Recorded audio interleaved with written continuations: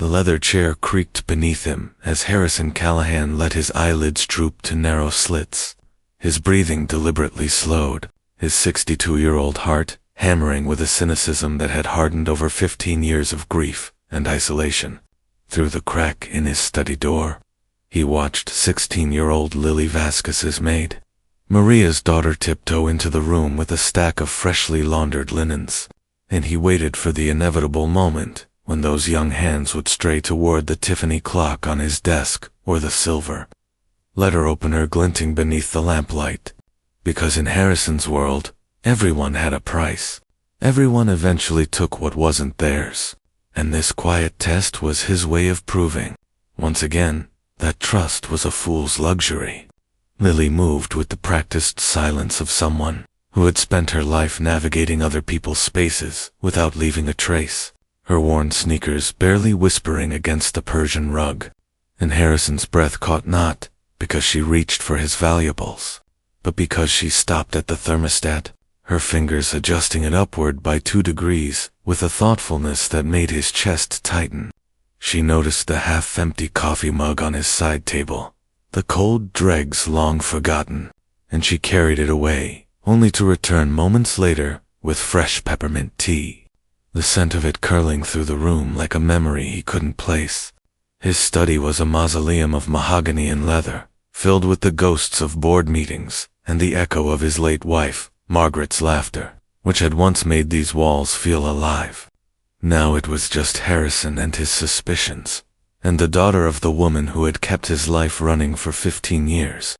Maria Vasquez had arrived at the Callahan estate the week after Margaret's funeral, her eyes red from her own husband's recent death, and she had never once asked for pity, only a chance to work, and Harrison had given it to her because grief recognized grief, even when it refused to speak its name. Lily had been a toddler then, trailing her mother through the servants' entrance with a stuffed rabbit clutched to her chest, and Harrison had watched from his office window as Maria taught her daughter to fold laundry with military precision, to polish silver without leaving streaks, to move through wealth without envying it. But Harrison had forgotten those lessons somewhere along the way, replacing them with a ledger of grievances and a belief that every kind act was merely performance.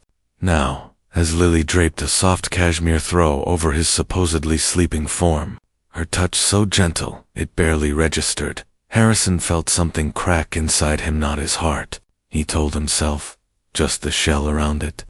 She leaned close enough for him to smell the rosewater soap she used, the same brand Maria had used for 15 years, and whispered, "Sweet dreams, Mr. Callahan," her voice barely a breath. And then she did something that made his throat close completely. She picked up the framed photograph of Margaret that Harrison kept face down on his desk most days, the one where his wife was laughing at something he'd said, and Lily righted it, her thumb grazing the glass with a reverence that suggested she understood, truly understood, what it meant to miss someone. From the shadowed hallway, Harrison's 17-year-old son Daniel watched the scene unfold, his phone clutched in his hand where he'd been ready to record evidence of theft, his face frozen in the half-light. Daniel had grown up in this house of closed doors and colder silences, his father's love measured in trust funds, and the expectation that he would become a harder, sharper version of the man who'd built an empire on skepticism. Daniel had resented Lily for years, not because she'd ever done anything wrong, but because her presence reminded him that his father trusted a stranger's daughter more than his own flesh and blood. And tonight, he'd convinced himself he would finally expose her, would show his father that the Vasquez women were just like everyone else, taking what they could when no one was watching. But now, as he watched Lily tuck the blanket under his father's chin, with the same care she might show a sleeping child, Daniel's finger hovered over the record button and refused to press it. Instead, he slipped his phone into his pocket and stepped back into the darkness, his chest tight with a shame he couldn't name. Harrison remained still for 20 minutes after Lily left, the tea growing cool beside him, the cashmere throw warming him in a way that had nothing to do with its fine weave. He thought about the day Margaret had died, how he'd sat in this same chair and told himself that softness was a liability, that the only way to survive was to become marble, impervious and cold. He thought about the years he'd spent testing Maria, leaving $100 bills in coat pockets, watching to see if they'd disappear, only to find them laundered and folded on his dresser with a note that read, "Found this in your pocket, sir." He'd never apologized for the test, and Maria had never mentioned it, and that silence had become the language of their relationship, one of service and observation, but never trust.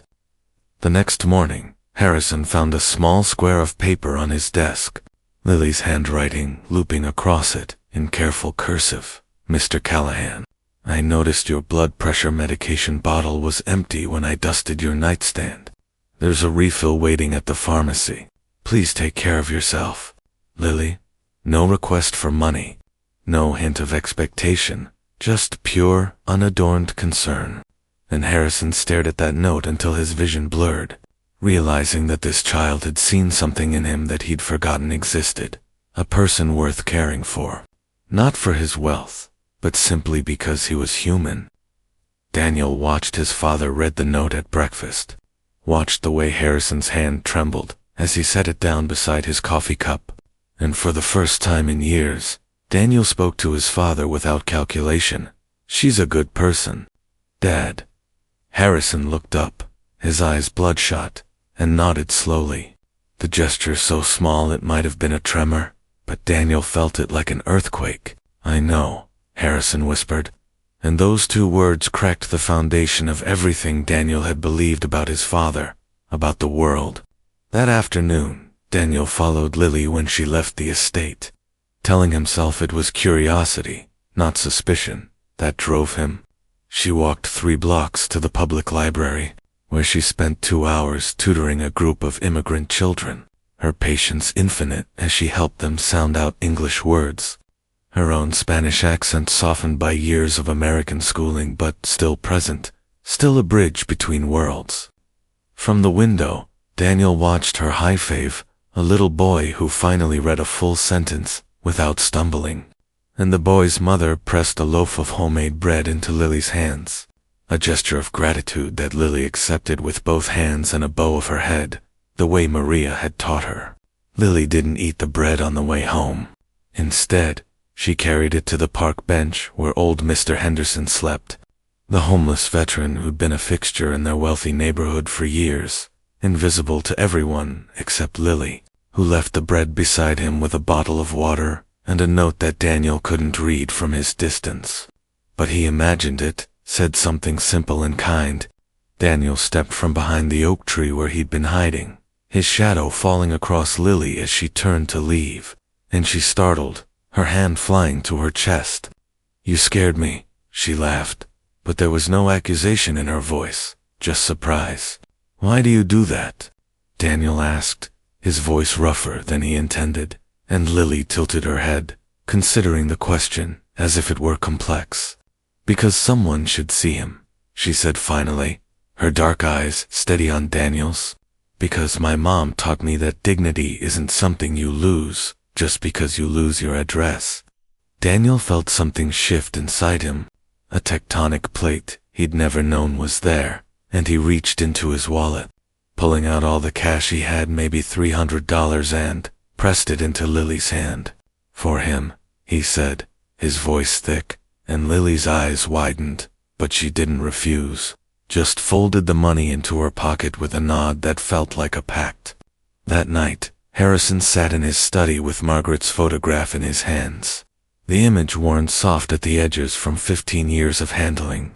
He remembered how she'd always left little notes for him, tucked into his briefcase or beneath his pillow, reminders that he was loved beyond his achievements, and he realized with a gasp that Lily had inherited not just Maria's work ethic, but Margaret's quiet language of care, a dialect of kindness that didn't need wealth to be fluent. He thought about Daniel, the boy he'd raised to be suspicious, to see the world as a series of transactions, and he felt a shame so deep it was like drowning.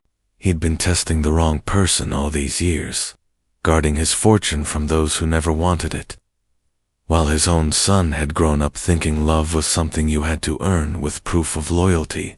The next day, Harrison called both Maria and Lily to his study, and Daniel hovered in the doorway, his face pale with worry. "Sir?" Maria asked, her voice steady, but her hands clasped tight. And Harrison looked at them, really looked at them, seeing the woman who'd become his silent anchor, and the girl who'd become his conscience. "I was awake," he said, the words tumbling out like marbles from a broken string. "The other night, when Lily covered me, I was testing her, testing you both, and I was wrong." Maria's breath hitched, but Lily just nodded, as if she'd known all along. Her expression not smug but sad, and that sadness undid Harrison completely. "I'm not angry," Lily said softly, stepping forward to place a hand on his trembling fingers, where they rested on the desk. "People who've lost a lot sometimes build walls instead of bridges. Mom says, it's how we survive until we're strong enough to live again." Daniel moved into the room then, standing beside Lily, as if they were allies, and Harrison saw the way his son held himself, not with the entitled slouch of a rich boy, but with the straight-backed dignity of someone who'd just chosen the harder path. "I was ready to defend her," Daniel said, his voice cracking. "I was ready to tell you that if you fired them, I'd leave and never come back, because they're more family than this house has ever been." The words hung in the air like dust motes in sunlight, and Harrison felt frozen, not by anger or shock, but by the sudden, overwhelming realization that his son had become a man while he wasn't looking, a man shaped not by his father's cynicism, but by the quiet integrity of a maid's daughter who'd never had a single advantage and had never needed one to be good. "I'm not firing them," Harrison managed, his voice raw. "I'm firing myself from the life I've been living." He pulled out a document then, papers he'd had his lawyer draft in the quiet hours of the morning when he couldn't sleep. It was the charter for the Margaret Callahan Foundation, a nonprofit dedicated to providing tutoring, housing assistance, and mental health support for families navigating grief and displacement.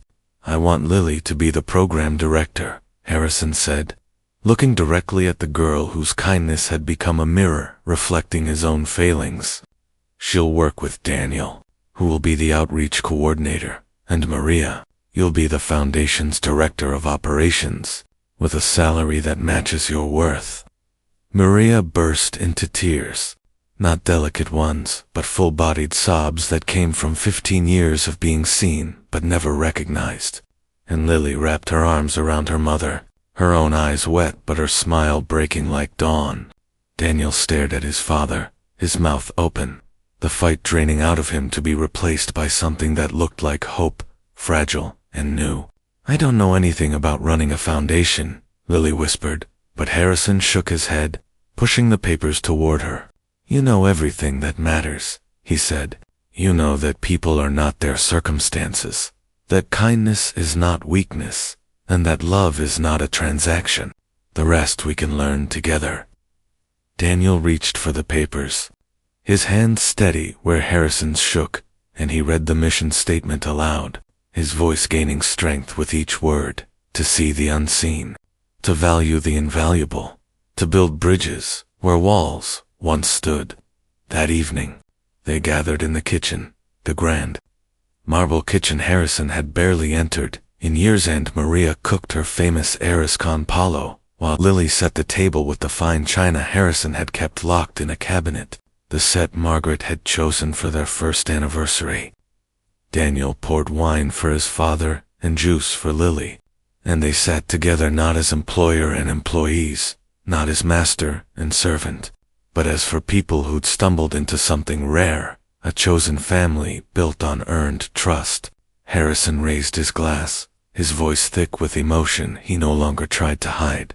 "To Margaret, who taught me how to love, and to Lily, who taught me how to remember." They clinked glasses, and for the first time since his wife's death, Harrison Callahan felt the ice around his heart not just crack, but melt completely, leaving behind something tender and new. The foundation grew slowly at first, built on Lily's insistence that they start small, helping one family at a time, one child, one veteran.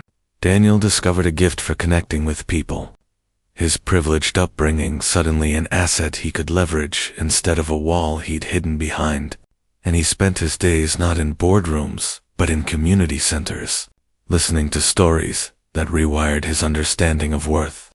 Maria turned the Callahan estate into a hub of activity, opening the gardens for fundraising events, teaching cooking classes to single mothers trying to re-enter the workforce, her dignity and grace becoming the foundation's quiet backbone. Harrison stopped wearing suits every day, stopped checking his stock portfolio every hour, and started showing up at the foundation's office in jeans and old sweaters, his hands calloused from assembling furniture for a family's new apartment. Years later, on what would have been Margaret's 65th birthday, they gathered in the garden she'd designed, now filled with children from the foundation's after-school program, who were painting murals on the walls Harrison had once kept pristine. Lily was 22, a college graduate with a degree in social work, her hair pulled back in a practical ponytail, her hands covered in paint as she helped a little girl draw a sunflower. Daniel stood beside her, his Harvard education now being used to write grants and advocate for policy change, his father's empire having taken a back seat to his real passion, building a world where no one had to steal bread to feel seen. Harrison watched them from the terrace, Maria beside him with a cup of tea, both of them smiling at the symphony of laughter that had replaced the silence of the mansion. "You did good, Mr. Callahan," Maria said, using the name she'd always used. But now it sounded like an endearment rather than a title. "No," Harrison corrected, his voice gruff with feeling. "We did good. You and Lily, you taught us how." The camera would pull back from that scene, showing the mansion not as a fortress of wealth but as a beacon of hope, its lights warm and welcoming, its doors open, its heart finally beating in time with the community it had once ignored. And the final image would be of Daniel and Lily sitting on the same bench where she'd once fed Mr. Henderson, now a memorial garden for those who'd been lost and found, both of them quiet, both of them home. The moral was simple but seismic. We spend our lives guarding treasure that can be stolen, while the real wealth, kindness, trust, the courage to be vulnerable is the only thing that multiplies when you give it away. And sometimes the person who has the least is the one who teaches us that we had everything we needed all along. We just forgot how to see it.